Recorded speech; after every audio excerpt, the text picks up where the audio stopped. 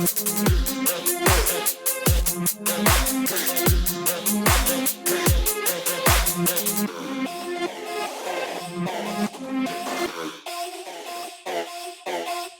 Dale Show! Welcome to the Dale Show episode 28. This time, I'm doing something different. I know you're saying, hey, it's been since effing May. Number 5's May. Yeah, number 5's May. It's been since effing May, Dale. Where's our goods? Where's our conspiracy podcast? Where's Jeff? Well, there's no conspiracies. There's no Jeffs. I'm doing a sports show. Specifically, an NHL preview. I know the NHL already started. I'm recording this Sunday, October the 15th. There's been a week of play already. There's some teams have played 2 games. Some teams have played 3 games.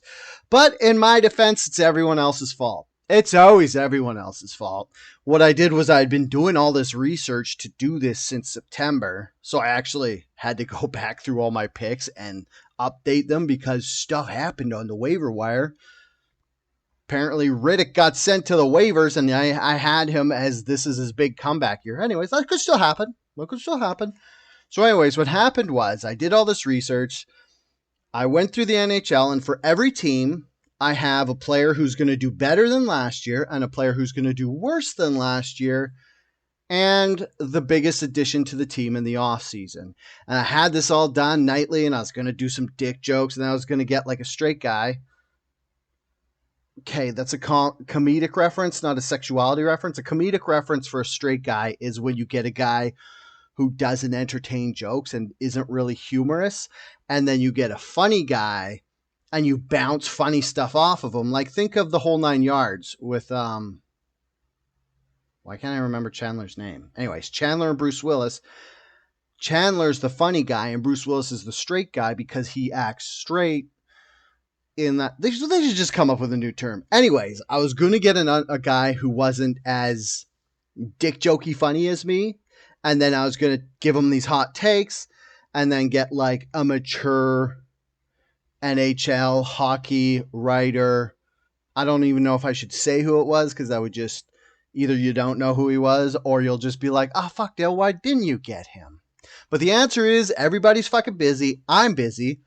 I snuck this in while my girlfriend took our baby to Whole Foods for an hour just so I could record a podcast because she's a sweet angel and my baby's a sweet angel and everybody's an angel except for that other guy I had mentioned before, and I didn't say his name because I don't want to put him on blast. And Derek, my co-host from Outrage Factory, because we were actually going to do this on Outrage Factory. But he got busy because he has a 1-year-old. And then I was like, you know what? Instead of getting mad, instead of begrudging anyone because they're busy, because I'm busy, half the problem was when they were available, I wasn't. So instead of begrudging everybody, I'm just going to do it myself, give you my picks. This is my first sports-themed podcast I've ever done. That's why I'm just doing it into the Dale Show, because one of the reasons, I keep saying this, but one of the reasons I started the Dale Show to begin with was I just wanted to do whatever I wanted to do. I didn't want to have, like Outrage Factory, kind of, we just talk about current events and what's going on here and there. But the Dale Show, I on purpose called it the Dale Show because the only thing it has to have to be the Dale Show is Dale, right? The guy with the thumbs. I can't call it the guy with the thumbs show because that wouldn't make sense. But yeah, so anyways, this Dale Show is going to be called TDS Sports, which sounds awesome because TDS, the Dale Show, sounds like classic cable call letters like CBS or ABC. So, the Dale Show Sports, starring hockey. Honestly, I don't know how much sports I'm going to do because I don't know a lot about sports, which you'll probably be able to find out when you listen to this. But I know a bit about hockey because I've been watching it now for about 10 years. Like, I watched it as a kid. I kind of thought it was boring and didn't enjoy it. My grandpa always watched it. He was an Oilers fan. Side note, that's how I, guy who's living in Vancouver, became an Oilers fan, because like everybody else, sports is patriarchal and you just adopt whoever's team your grandpa or your dad liked. But I was a Canucks fan because I moved to Vancouver and I was like, I'm not going to be an Oilers fan like I was when I was a kid. And this was back in 2000. I moved here 2013. Sedins were still here. They were fucking sexy ass passers, which is, for whatever reason, I love good passes. I love a good pass, if you know what I mean. Which is weird because usually you want to be the guy who likes sweet ass goal scorers like Austin Matthews or Ovechkin, but I'm a passer guy. So I like the Sedins. I like Leon Draisaitl. So when the Sedins retired, I saw Leon Draisaitl. I'd been paying attention to him because I drafted him in one of my fantasy leagues, and it was a keeper league, so I just had him. And then he slowly became my favorite player because he gets me a lot of fantasy points, and he skates around with this ridiculously big stick that I call the Bodor. And I was like, you know what? Leon Draisaitl's the best passer in the game. I'm a guy who likes passing. I used to cheer for the Oilers. The Canucks don't have the Sedins anymore. I'm going to be an Oilers fan. And you know what? It felt so good. Just turn my back on the dirty Canucks. Although, Canucks will always have a soft spot in my heart because they're the home team. And I like Hughes and I like Timothy Miller. And they always seem to have a pretty good team. And whenever Canucks are bad, it's not because they have a bad team. It's because they're underperforming, which I'll touch on when I cover the Canucks. It's not like other teams like, who has a shitty team right now? Like Montreal, where they don't have anything going on and they just have a terrible team. Like Canucks always seem to have a pretty good team on the ice with pretty good players. It's just last year, Demko disappeared. Timothy disappeared. Elias Pettersson was there, and he was fucking playing his dick off, and he almost got 100 points. But anyways, so the way this is going to work is I broke it down into divisions, I broke it down into conferences, then I broke it down into divisions. So what I'm going to do is, I don't know how big my window is for recording this, so what I'm going to do is I'm going to start with the Western Conference, and then if it's looking like I'm running out of time in my girlfriend went to Whole Foods window, I will stop as episode sports 28 part 1, or I guess it would just be the Dale Show, episode 28, sports, part 1. I'll probably have to figure this out and brainstorm a better title. But anyways, if I have to break it up into 2, I will. You know how this goes. I always come into the Dale Show, I'm like, I'm going to do one kick-ass, thick, non-rambling, not talking shit episode that's going to blow people's minds, and then I'm going to be famous. And then I turn the record on, and then it's just like, hey, Dale, why don't you just fucking go on tangents and ramble? Because that's what podcasts are. But admittedly, that's the type of podcast I like. So without further ado, I don't know. I haven't decided if I'm going to put in team graphics. I probably should, since this is also a visual podcast. So if you're listening to this and not watching it, go to YouTube, see if I put in graphics. Surprise yourself. Anyways, so we're starting in the Western Conference, because all the hockey experts start in the Eastern Conference. I live in the Western Conference. My team, the Oilers, are in the Western Conference. I'm a Western Conference boy.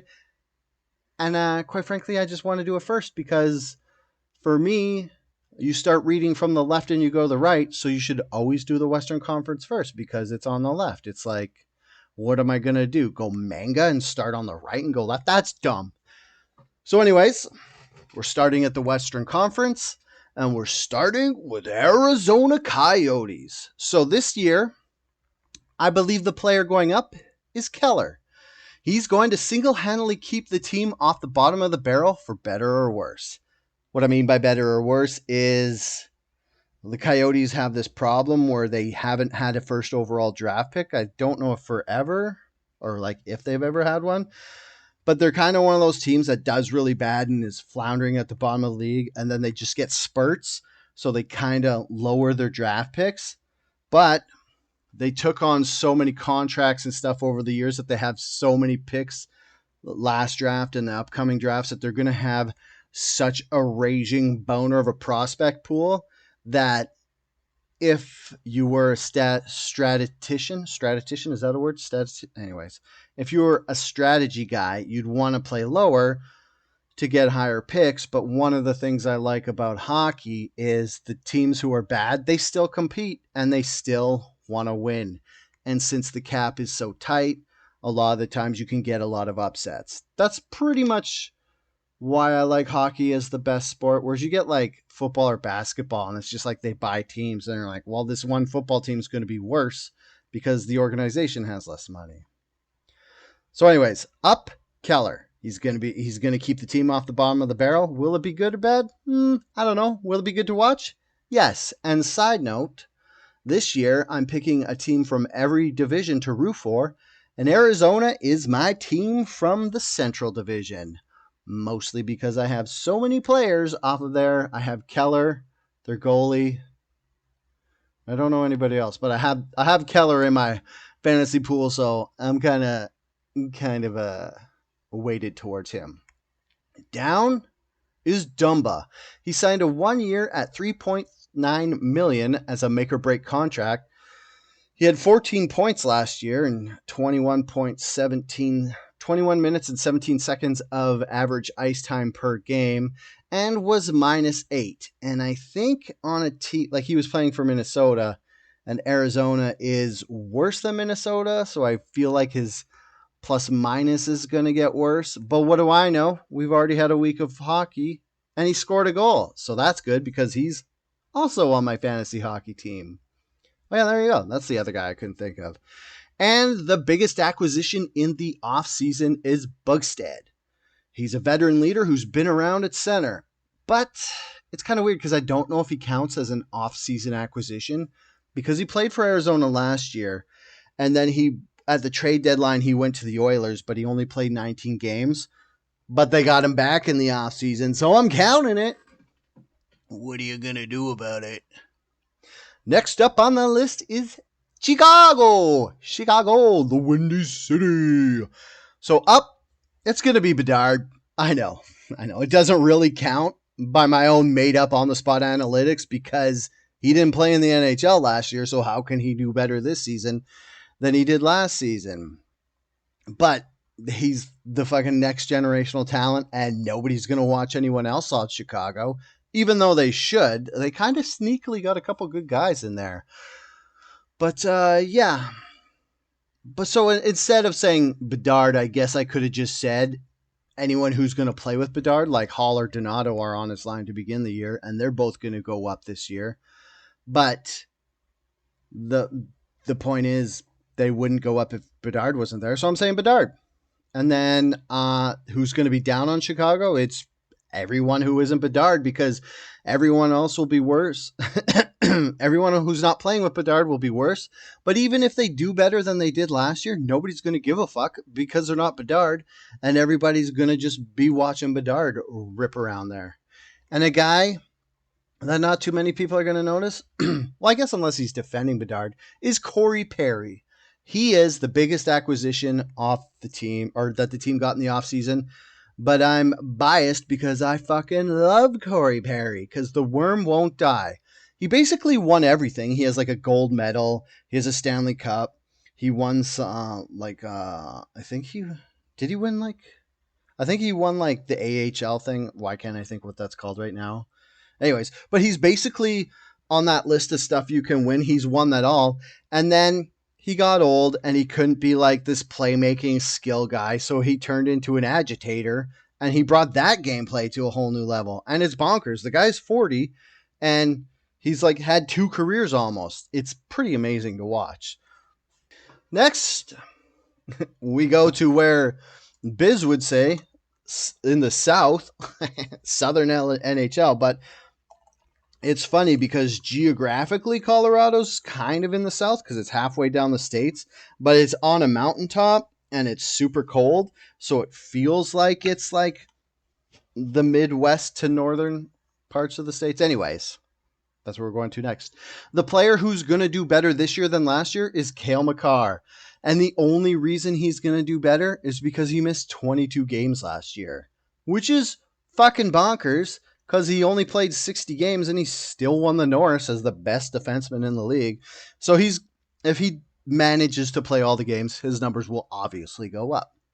Down, Landeskog. He didn't play last year, but he's also going to miss this whole year, which is a big oof.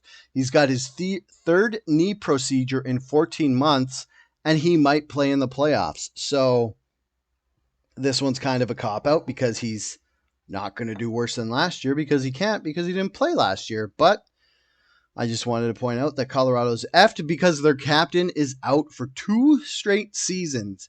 Honestly, I hate to be the guy who says it, but I think he's going to retire. Who misses 2 full seasons with flat tires, gets 3 procedures done? I want to say procedures because I don't think they're all surgeries, and then comes back. But if he comes back for the playoffs, they can do that whole rigmarole with the cap loophole thing, like the last couple teams who won the Stanley Cup, who beat the Oilers in the Western Conference Finals. Like when fucking Vegas did it. Actually, I don't know if Colorado did it the first time they won. Anyways, yeah. And the biggest acquisition that they did in the offseason is Tatar, but that's by default because they didn't really get anything. And Tatar, I guess he's sexy. He's like signed a 1 year at $1.5 million contract, but yeah, that's what you deal with. Lights turn on at the end of the night of the bar and it's closing time and Tatar's standing there and you're like, well, he's only worth a 1.5 million, but honestly, that's a lot better than me, so I'll take it. Oh, another side note thing, the cap in the NHL is supposed to go up this year coming up. I think it went up 4 mil, and then next year it's supposed to go, they don't know how much it's going to go up, but it's supposed to go up a bunch. So during the offseason, a lot of these free agents all signed 1 year contracts so that they could get a bigger bag next offseason when the cap goes up. So there's a shit ton of 1 year contracts because I'm just bringing this up because I'm going to say all these acquisitions that the teams made, and a lot of them are only on 1 year contracts, but that could get extended at any time. Next up, go over to Texas, which is actually really in the South. I guess kind of like Colorado. It's funny because Colorado and Texas are both like cowboy country, but Colorado doesn't seem like the South, whereas Texas does seem like, I don't know. I guess Colorado's like mountain, like ice cowboys, kind of like, is Brokeback Mountain in Colorado? I don't know. I never watched it. Probably should if I'm going to reference it in my pop culture jokes. Anyways, back to Dallas. Up this year is Robertson. He's going to get 50 goals. Mark it. Down, Benn.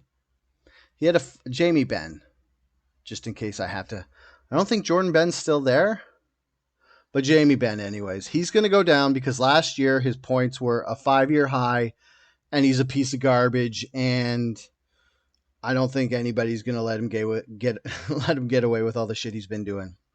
And the biggest acquisition in the offseason was Matt Duchene.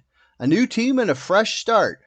Does he have the ability to tap into what he had the season before last when he got 86 points in 78 games, which I think was the most in his career. But I think he also got 86 like in his 4th season or whatever. But anyways, 86 points from Matt Duchene seems like a far-fetched. Far-fetched? Seems far-fetched. So I guess we'll find out. He's still the biggest name to be added to the Dallas roster. Next, we go over to Minnesota, don't you know? And the player who's going to get better is Kaprizov. If he plays all 82 games, he gets 100 points. If he doesn't, but yeah.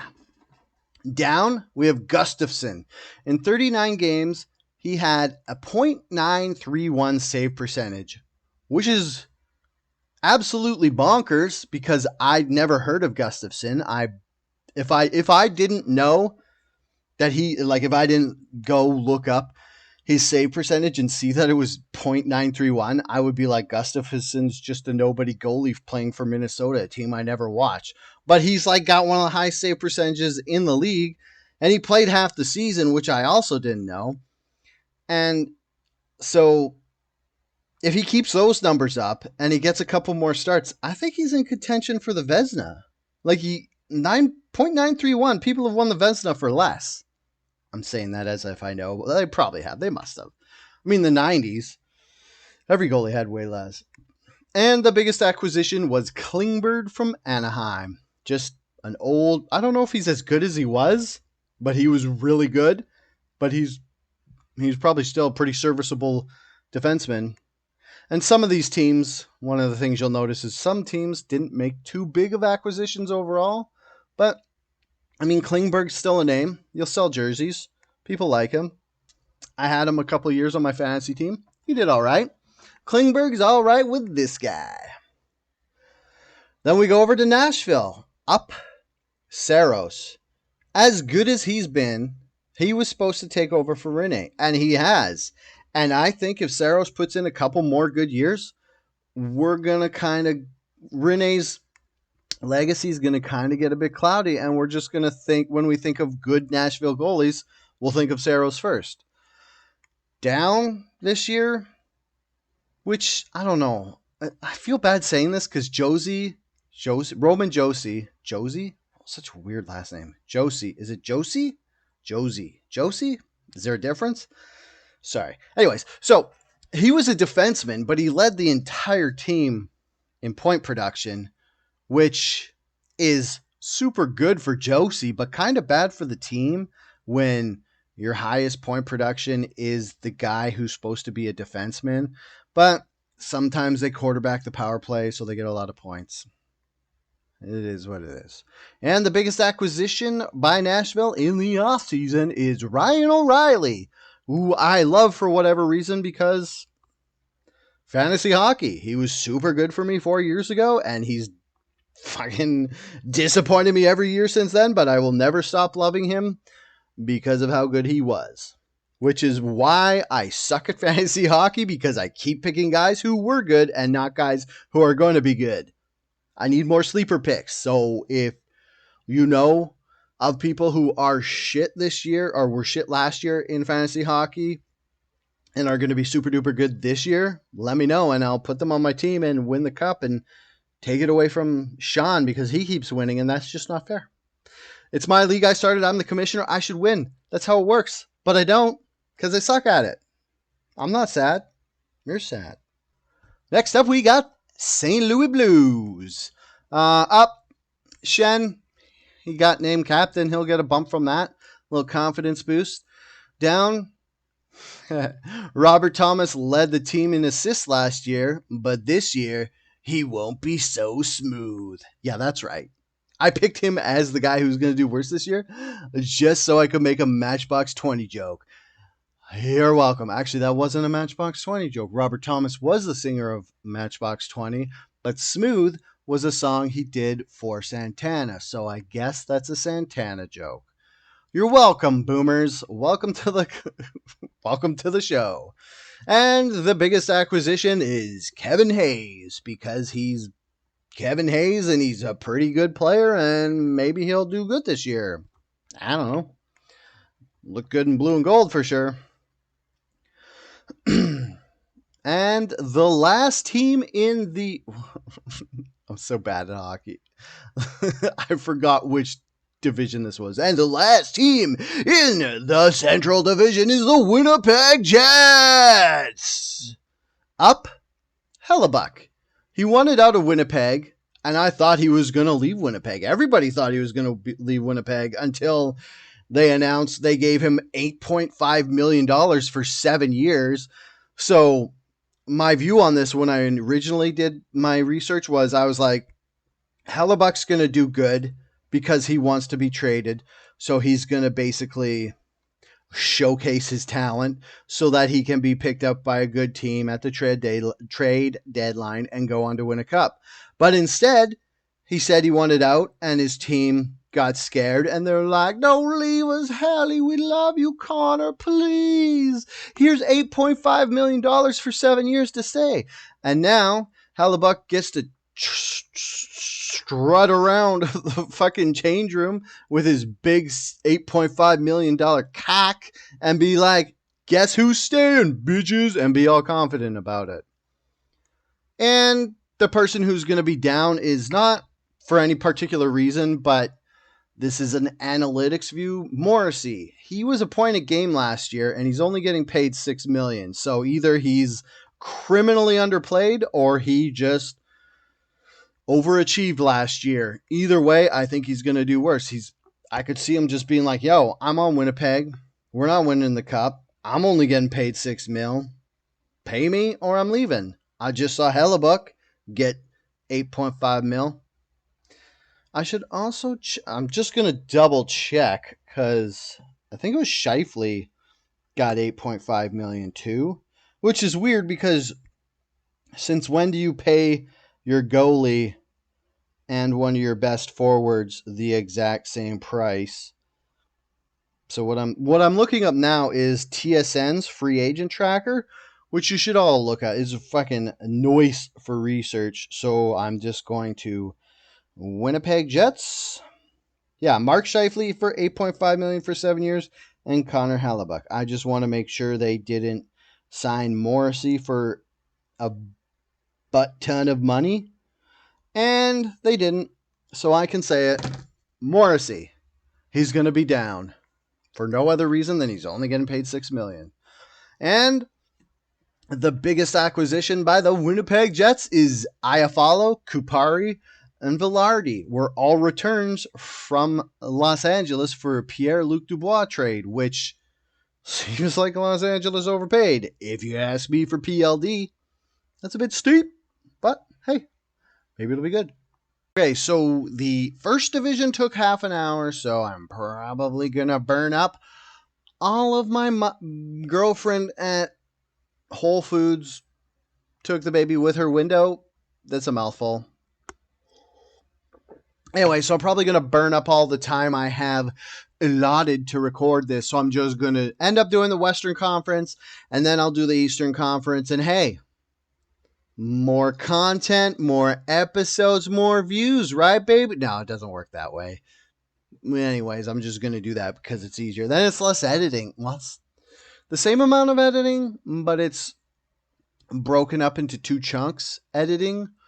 So it feels like less. Yeah, let's go with that. Yeah, that sounds all right. All right, we're going to do my favorite division anyway because it's Pacific, because as I was talking about at the beginning of the Central Division, my favorite team is the Oilers. My old favorite team was the Canucks. Both are in the Pacific Division. Do I get upset when my 2 favorite children fight each other and beat my favorite one 8-1 and then beat them 5-4? No, I don't get upset. I just love that they're both doing so good and accomplishing so much with their lives. These pieces of shit Canucks should not have beat my team 8-1.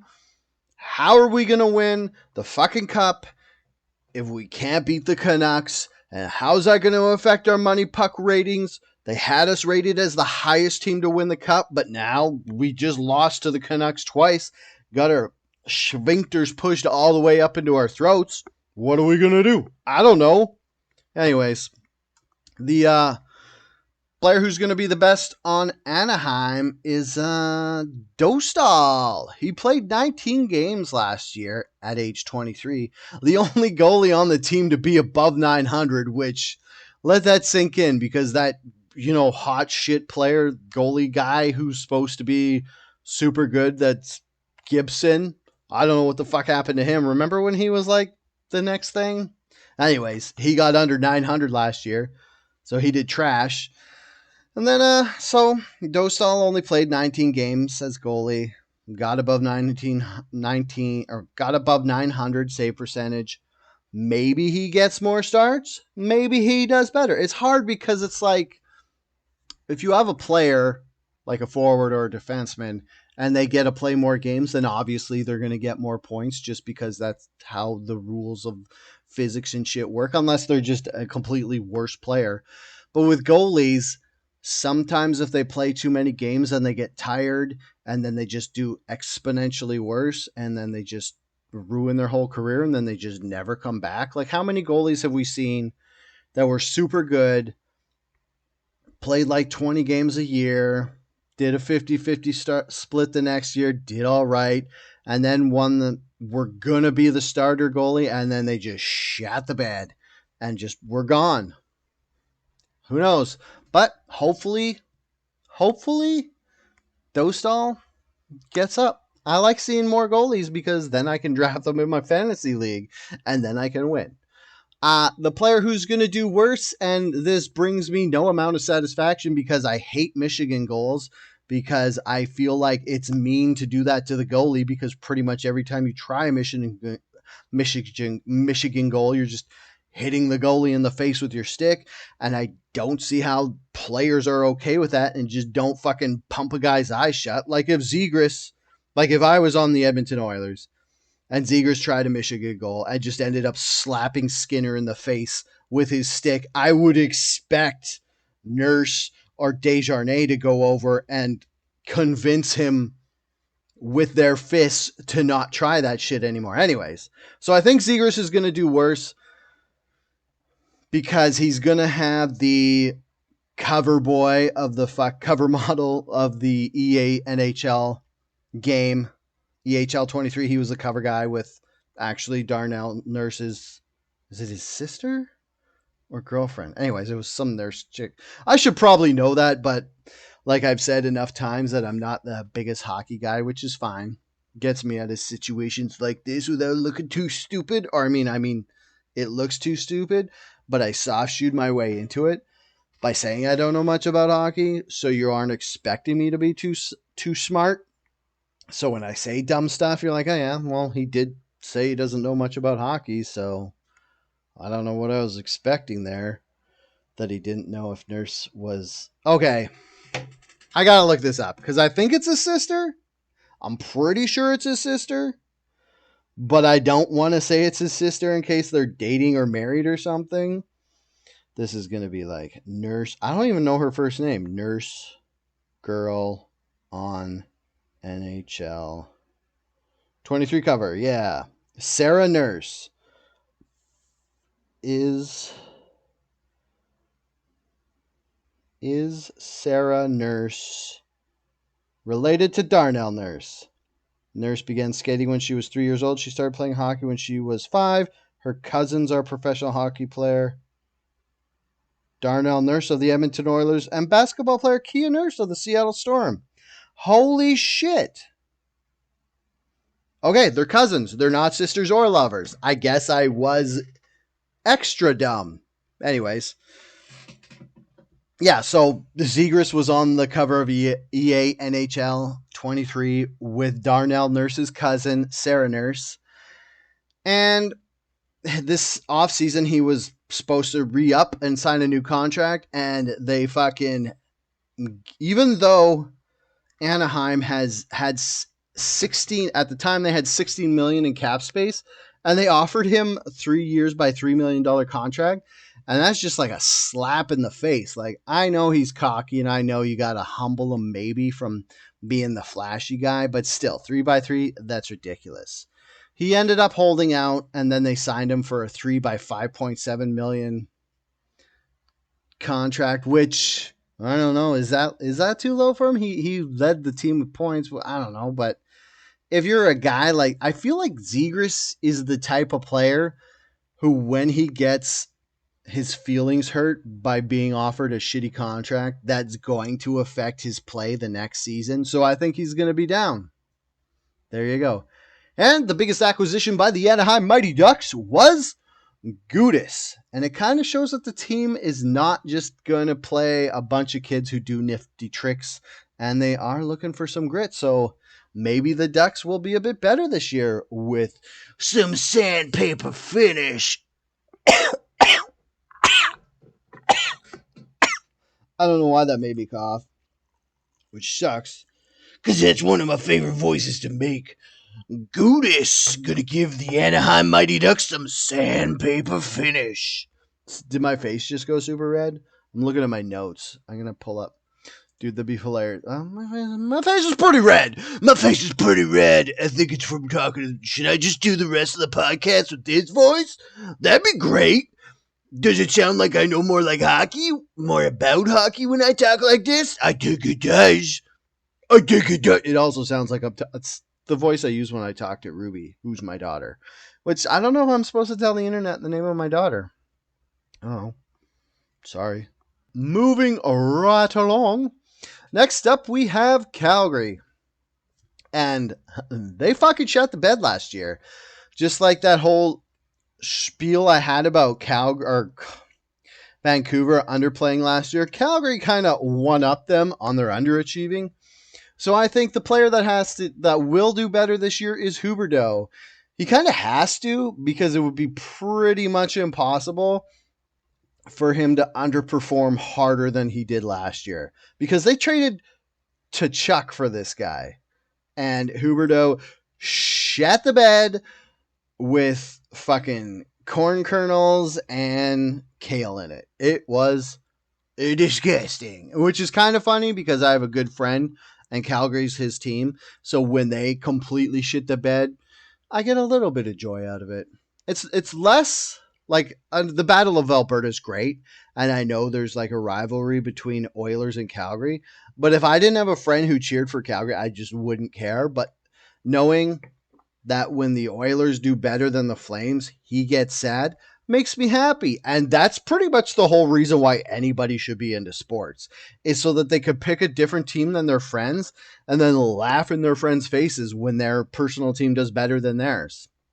I mean, there's no real reason for it, but I think it's like a dude thing. It's just like, to a point, when your friends are suffering, you feel better, because I think it's like, if we want to get deep on this, I think it might have to do with our caveman reptilian brain.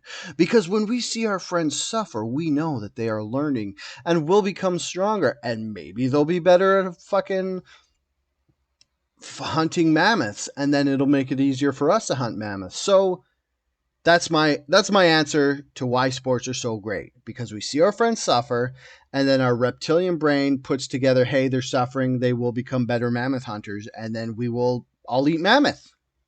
Win, win, win.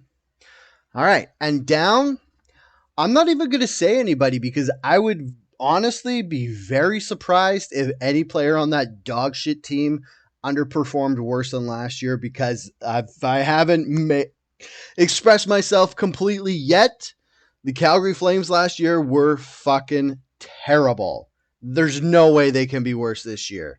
I will bet someone $100 that Flames will do better than they did last year. If they don't, fuck talking about Arizona moving to Quebec. Move Calgary to Quebec, because they're obviously not earning their keep. Plus, they can't fucking build a new stadium anymore, because I don't know, Calgary's like, what, you want to build a new stadium? Sweet, do it. We love hockey. And then they're like, oh, we're going to use taxpayer money. And then they're like, fuck you, don't. Keep it in that shitty one that's shaped like a saddle, so you can't have major bands come to Calgary because the roof isn't strong enough to hold their lighting rigs and sound rigs, and we suffer, and we have to drive 4 hours to Edmonton just to go see a reputable concert. Yeah, Calgary, fuck yourself. I mean, I lived in Calgary for 4 years, so I feel like I'm allowed to make fun of it, because it's kind of my second or third. I guess it would be my second. It's of the major cities, it's the one I've lived in the second longest behind Vancouver. So it's my second city home. Although, yeah, I don't know. Anyways, Calgary was shit last year. I hope they do better. And maybe Shrangovich, Shweran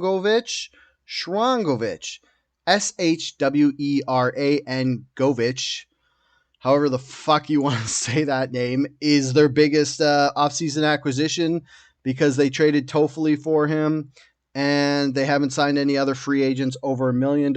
And hopefully this guy, whose name is incredibly hard to say, will do really good. And then you can all laugh at me watching back at this and being like, wow, Dale totally predicted he was a big acquisition, but could not say his name right. which totally deflates all my complaints about how shitty Calgary was because I can't even say one of their players' names right. Anyways, there you go. Up next, we have my beautiful boys. My beautiful boys. The Edmonton Oilers, who last year did a very good and lost to the Stanley Cup champions. They didn't lose in the Stanley Cup final. They lost in the Western Conference final to the who would go on to be the Stanley Cup champions for the second year in a row. They did it the year before to Colorado Avalanche. And the guy I think who's going to do better is my boy Evander Kane. He only played 41 games last year. And then he almost got his arm cut off by Maroon, which was disgusting to watch and heartbreaking because I had him in my fantasy pool. But to be a full human being with a range of emotions, it was pretty sad to see a guy get hurt that bad who I was emotionally invested in. Not just for the personal gain he would have given my fantasy hockey team, but because I genuinely like Evander Kane. I know there's a lot of people out there who think he's a piece of shit, but I think he's a raw deal.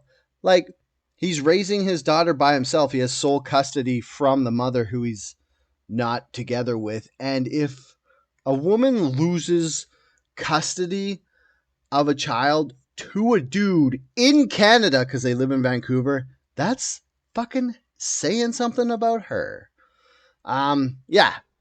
And then the season before last, he only played 43 games because when he went to see said daughter during the Christmas break, I don't know, something about remember this is how long ago it was. He did something, I think he had a fake COVID vaccine card, and then they said he tried to get away with it, because at one point he had said he got vaccinated when he hadn't, and then he went and got vaccinated, and then since he did that, the fucking San Jose Sharks, who he was on at the time, sent him down to the AHL. They're like, we're not fucking letting you play up here, you COVID lying dude, whatever. So he played half the season with the Barracuda, and then when he went to see his daughter, he did something where he went against the COVID rules, but he didn't exactly go against the COVID rules. So the San Jose Sharks tried to just fire him and get out of their. I think they had a 7-year contract. He had 3 years left at $7 million. They tried to get out of it. So they went to court and everything. Sorry for the bubble in my throat. So they went to court and everything, and he got off. And then he went to the Oil and he signed for $3 million for the rest of the year.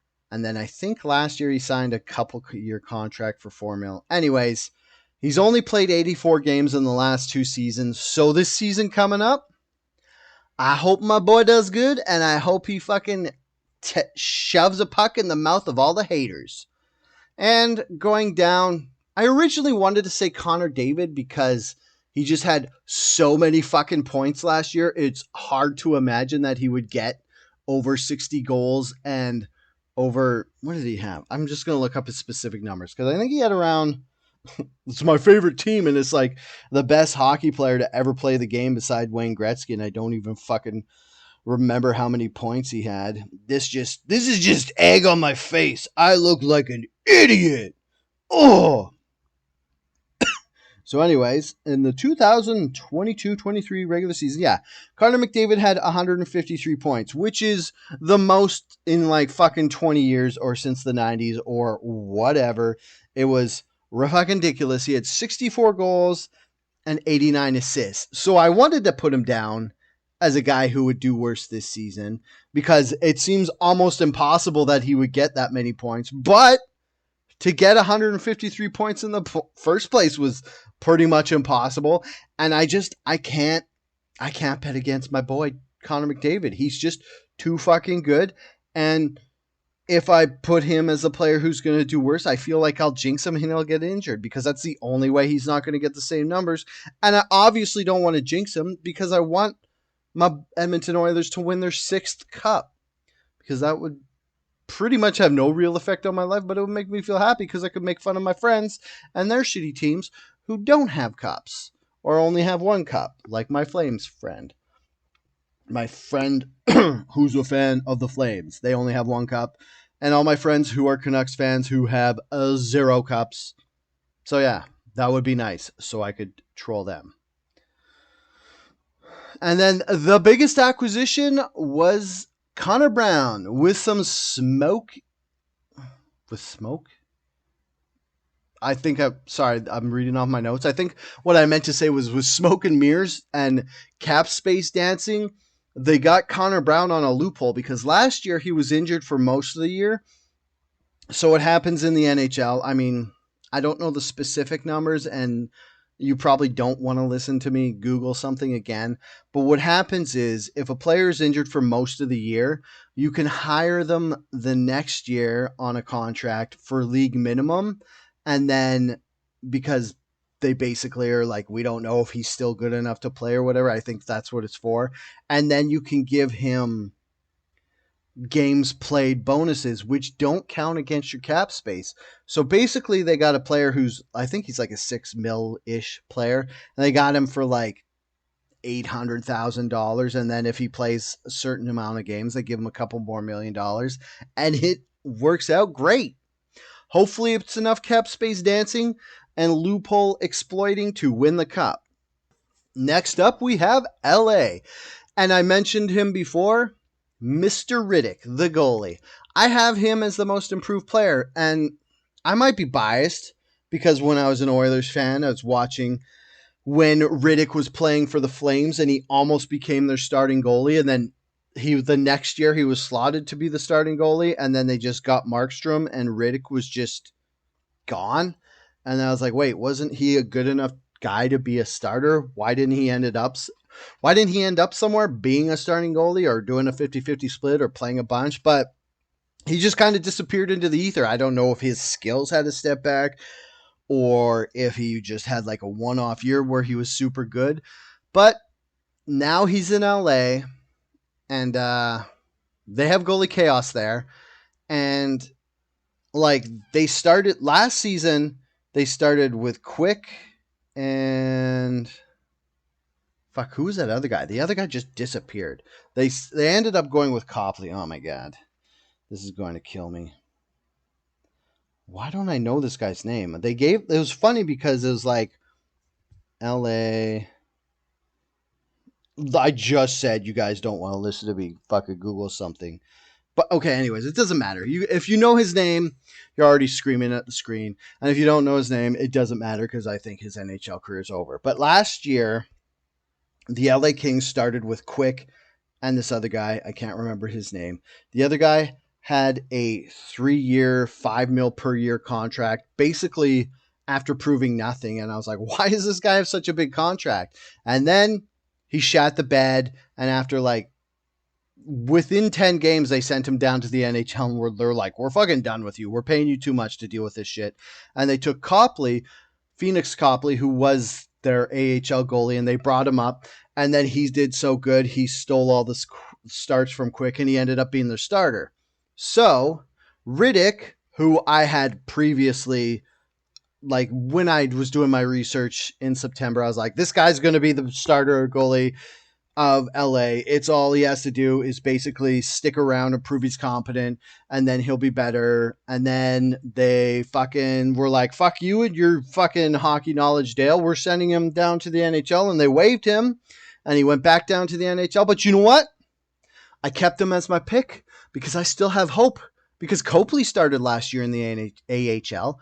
Riddick's starting this year in the AHL. Are we going to have another situation where Copley and Talbot, who's the other goalie because Quick got traded? It's so hard to keep these guys straight. Copley and Talbot, they're not the best goalies. I could easily see Riddick eclipsing them and becoming the starter. Plus, I kind of liked how he played in Calgary. And when you watch your team play a good goalie, you have to have respect for him. And it kind of just stuck in my craw. Not stuck in my craw in a bad way, but I always remembered Riddick as being a nice goalie. So I want to see the guy do good. And then down, the aforementioned Copley. He stole the crease and showed he deserved it, even though LA's goalies were a complete shit show, i.e. Quick is 100 years old. He was my favorite goalie in the NHL. Bill Ranford as his goalie coach is amazing. That's probably why Copley did good, because Bill Ranford, of the Edmonton Oilers alum, whenever he touches goalies, he does so good, except for, I guess, he gets them to do too many butterflies, and then they always fucking blow out their crotch. Like Quick missed a season or two because he got flat tires, and then he kept. I don't think he was ever the same when he came back. He was good, but not as good. You know what I mean? Anyways, Copley stole the show and showed he deserved it, and then he kind of lost the starting gig when last season Korpisalo came in for like the last 15, 20 games of the season. And then even though Korpisalo has moved on, I think he's a Senator now. I don't know. I have him coming up. I think he's a Senator, but he's in my list of whatever team, because he's going to do worse this year because he's playing for a super shitty team. So his numbers will be worse. And then, yeah, so even though Korpisalo has stopped, like, LA's goalie, it's all a mess. It's like you don't know who's fucking going to be there. It's like you got Copley, Talbot, and then the aforementioned Riddick is in the AHL. Of those three goalies, would you bet that any of them are going to be a franchise goalie? I don't know. How old is Talbot? Like 200? What's with LA and their old goalies? Anyways, I definitely don't have LA winning the cup. They might squeak into the playoffs, but if they here's a bet. If LA squeaks into the playoffs, it'll be with Riddick as their starter. You heard it here first. And their biggest acquisition was Pierre-Luc Dubois, who they gave up 3 dudes and a second pick to Winnipeg, and they highly overpaid, so probably makes the Kings even worse. Next up, we have San Jose. I think the player who's going to do better is Hertl. I mean, everybody else who was good, Carlson and their other forwards, they're all gone. Reimer's gone. Jones is gone. Everybody who was good on San Jose Sharks is gone. So now Hertl gets his time to step in as the big fish in a shitty, shitty pond. And pun intended.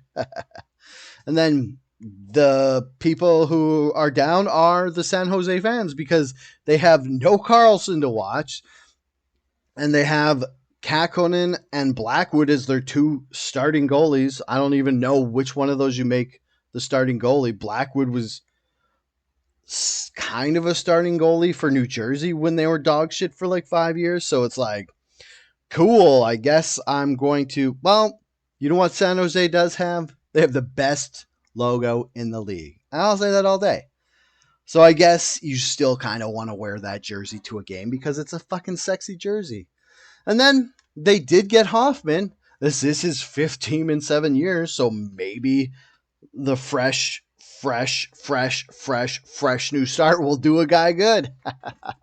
That's 5 freshes. All right, next up we have the Kraken. So the player that is going to do better is Grubauer. I mean, he'll do better than he did last year, but I don't think he's going to bounce back to his Avalanche numbers because he doesn't have their D in front of him. But he's got less than 900 last year, and that's atrocious. So he pretty much has to do better than that this year, doesn't he? Doesn't he? I mean, he doesn't have to do better, but there'll be a bunch of sad Kraken fans if he doesn't. And then down I have Beniers, just because he won the Calder last year, and I could see him having a Calder hangover and staying at home to shampoo that beautiful head of hair he has. And the biggest acquisition they made in the offseason was Yamamoto. He's not much in the points section, but he's a great motivational player. He's a little badger, and he's a good locker room guy. I think the guys will see how hard he works and how small he is, and they'll be like, well, maybe I should work a little harder, and I'm like a fully adult size if this little guy's putting on this show. And I'm kind of biased because he was an Oiler, and he did win me over by his hard work and can-do attitude. Next up, we have Vancouver. As I said before, this team was my favorite team for a while in the league until I just was a turncoat trader dickhead and jumped on the bandwagon of the Oilers because they're a much better team. I like the color orange better. And yeah. And for a while, the Canucks just hurt my feelings because they were bad. But they should be better than they were last year. They're another team that underperformed. And one of the main underperformers was Demko. So, admittedly, or not admittedly, thusly, he will be up this year because he can't puke in his mask every game. And whatever the hell happened to him last year, hopefully doesn't happen again. I was starting to think that his hips had given out because in college he had double hip surgery and he was doing super good for a while. And then last year it just kind of seemed like he hit a brick wall. So I was scared his hips were acting up. And then near the end of the season, he kind of figured it out and he got it back.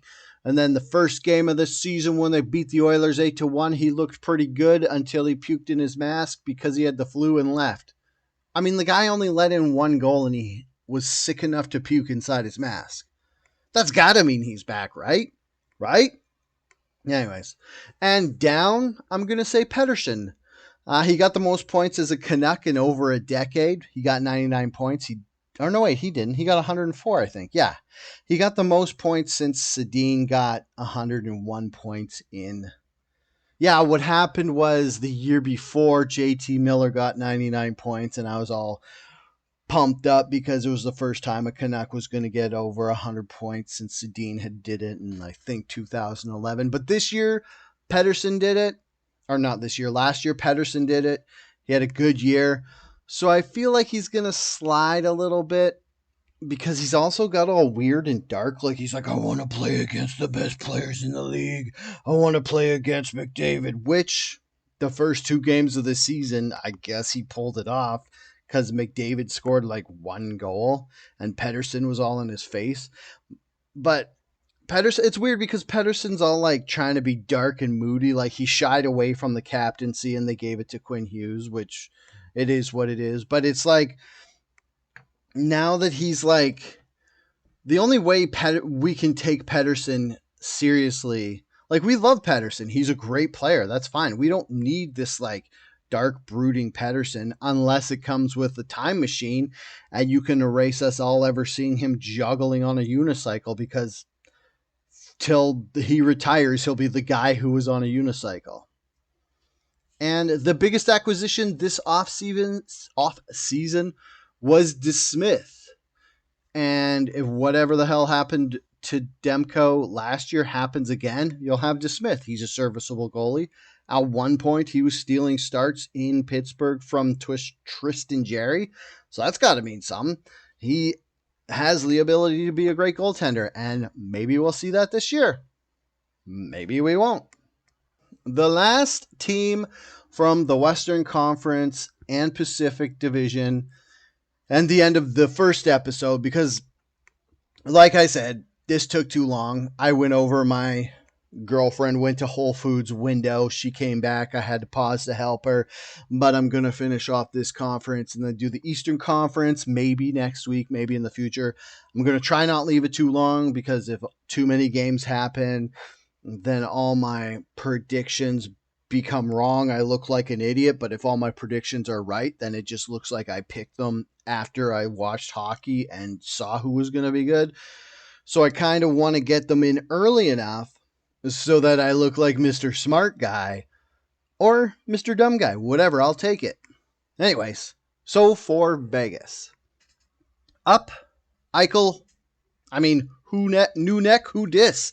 He got 66 points in 67 games last year. He's going to go on a 100-point pace this year. If he gets injured and doesn't play all 82 games, well, then he's going to go on a pace of 1.25 games points per game. So however many games he plays, times that by 1.25. So if he plays 60 games, that'll be 60. Oh, why did I do this to myself? That'll be 75 points. You know what I mean? Like times however many games he plays by 1.25, and that's what he's going to get this year. Hopefully he plays more than 67 games this year. We'll see. Down, on Vegas is Stone. He played 43 games last year and had 22 playoff games, and he's old and broken at 31. He's only 31, but he looks like he's 100, and he skates like he's 100. His whole back is exploded. And after he went full diva after getting smeared into the boards during preseason, it's evident he's just a sore old man. He was 13 years younger than me. That's the worst part, is I'm 44, Stone is 31. I mean, the guy looks and skates like he's 100, but he's still way younger than me. What does that mean? Do I just have to now think about myself dying all the time? Cool. Thanks, Stone. I hope you retire next year so I don't have to keep thinking about my own mortality. Is that selfish? Probably, but I don't want to be sad. The biggest acquisition is nobody. Vegas did not tickle my UFA whatever. They didn't get anybody. They didn't even get any scrub at league minimum. They hired Maxime Comtois, which is a fun name to say, on a PTO. I don't know if they signed him. I don't know if they released him. I probably should have Googled that. I Googled it to see if he was in their roster. He's not. So I guess they didn't hire him. I don't know. Whatever. Vegas, big anticlimactic finish for the UFA. Biggest acquisition section of this first episode. But hey, next episode with the Eastern Conference, there's a little bit more of the bigger acquisitions, so we could talk about that then. Thanks for tagging along with me. Let me know what you think about me talking about sports instead of conspiracy theories. Sorry if you jumped in and you were horny for conspiracies and all you got was sports and you're not a sports fan, but it's my show and I can do whatever I want. So, no, I'm just joking. I'm not trying to be antagonistic about it. I do appreciate everyone who watches this show or even just listens. And if there's anything you want me to talk about sports-wise or even get back into the nitty-gritty steak and potatoes conspiracy game, there's something you heard about, like the way I works for conspiracies for me is I'll hear about something. I won't know about it, which is actually a lot in the conspiracy game. So I will do some research and then I'll record an episode about it because I don't want to do research for nothing. That's the same reason why I'm talking about all this. I did all this research for these hockey picks. I didn't want it to be for nothing and a waste of time. So now that I recorded half of this 2 episodes, I recorded the first episode, all of that time I wasted on my phone looking at stats of players and making dumb jokes about people and stuff, the players, it's all pretty productive and not at all a waste of time. I look like a shining star. I'm awesome. I'm great. No, I'm just joking. I mean, I'm not joking about it being productive. I'm joking about it being awesome. It's just, there's this one thing I noticed. It's like, for a while as a joke, I would just joke about being super overconfident because it was hilarious. Because if you know me, I'm not like super confident or whatever. And I actually hate people who are braggarts. But there's a point where you do it enough and then people don't actually know you're not that into yourself. And then you just look narcissistic and like a douchebag. And it's not as hilarious to everyone else. So anyways, sometimes I will make jokes about how awesome I am and how great I am and how big my brain is and how I know everything and everybody else is dumb in comparison to me. And then people just don't get the joke and then they just think I'm a jerk. But spoiler alert / funny thing is I am a jerk. I'm just not smarter than everybody. So I guess everybody loses. Thank you for joining me on this sports edition of The Dale Show. That was the Hockey Predictions Part 1. Part 2, hopefully I will get out soon. That's the Eastern Conference, the weaker conference, which is funny because for years, the Eastern Conference used to kick the shit out of the Western Conference. And then the Avalanche won the Cup, and then Vegas won the Cup. And now the Western Conference looks a lot tougher than it used to. But yeah, I'll see you around. Okay, bye! I should probably have a good... Oh, yeah, I'll see you on the internet. I think that was the closing line I had. It sounds cheesy, but I guess all closing lines sound cheesy. So, yeah. guess it is what it is, and